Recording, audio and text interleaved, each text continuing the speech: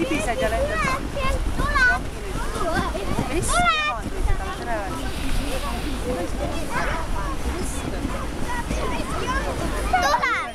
Küttetada nisupüülis.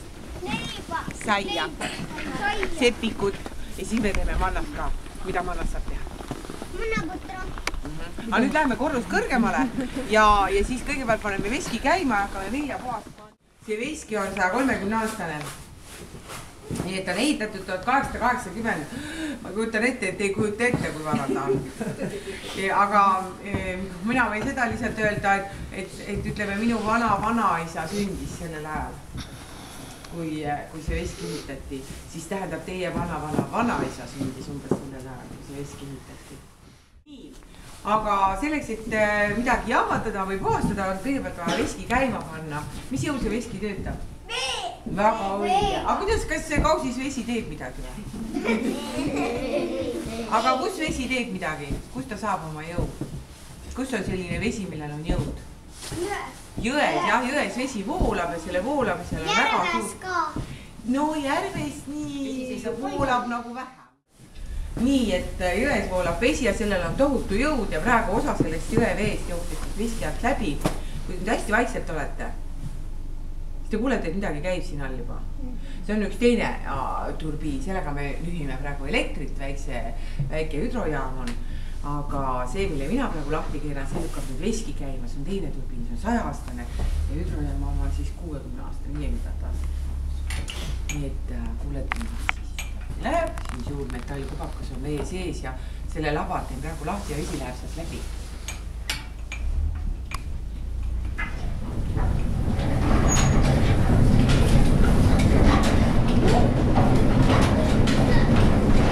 Nii ja nüüd Harri laseb tõstukiga vilja üles ja vaadake nüüd sinna poole, harjume mölde. Ja tõstuk sõidab üles ja see sõidab vee jõul nüüd. Nii, vaatame, kuna ta jõuab ülemsel korrusel. Kohal. Ja nüüd me läheme tükkideks sellele viljale järele.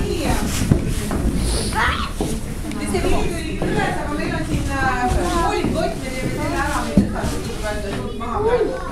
Ega näitamiseks ei ole enam suuri kohti. See on võrg. Nii, näed, Harri tõmbab selle kotikanna ja räägib tolmust üles. See on üks sort mustist vilja vahel, aga missugust sodi veel võib vilja vahel olla? Missugust tolmu tuleb välja, see tuleb kõik välja puhastada, aga peale selle peenikese tolmu on veel mida vilja vahel. Jah, putukaid võib ka olla, aga siis on juba asi milline asju. Aga seda kõike, mis nüüd seda vale asja on vilja vahel, selle me puhastame läbi 2 korruse, läbi 2 masina ja sodi kukub 7 erinevasse kohta. Ja see, missugust mustust vilja vahelt nüüd me välja saame sõeluda, seda me näitame teile korruse allpool ja veel korruse allpool. Aga ennem esimesel kastil on 12 raami ja tagumisel on 12 ja need nüüd sõeluvadki välja neid erinevaid püülisorte, mida siis, nagu ütleb vanasõna, et veskel tullakse 1 kotiga, minnakse 7-ga.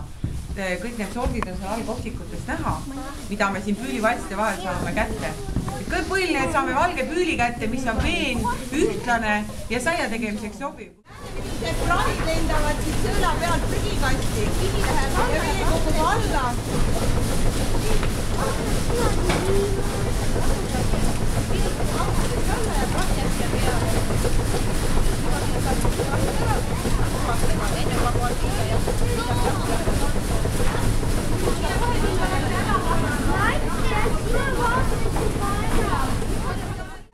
Need on nüüd nisuterad, millest tehakse siis saia, jahu ja mannat.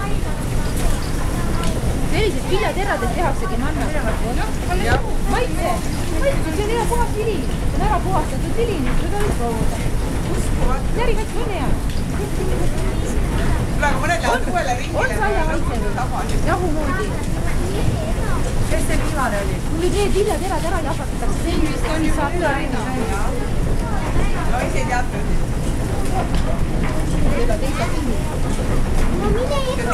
Teise ringiga juba ollakse kavalamad, püütakse paremini kinda pealt.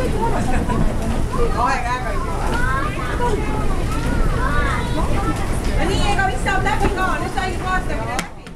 nii, Harri toob nüüd selle puhastatud vilja siia kolu juurde ja kallame siia kolust ja selleks, et tal töö oleks kergem, on igal korrusel sellised kärud, kes saab sõita või paari kohta.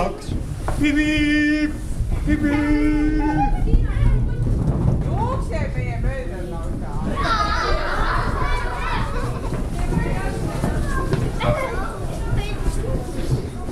Manna on see, millest saab mannaputru teha, aga millest manna on tehtud? Mis viljas? No üldiselt on ta tehtud ikka nisust tänapäeval. Maitses? Maitses või? Oli hea?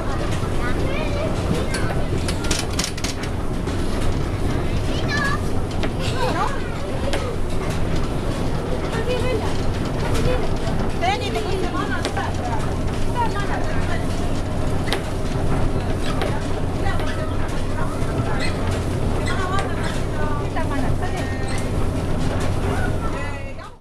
Kas jahu on maitsev? On ka? Kas jahu on maitsev?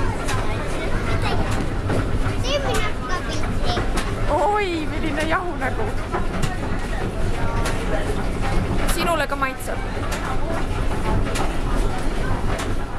See on seesama jahu meile jahvatamist ja me praegu vaatasime, nägite käe peale, lasite seda jahu.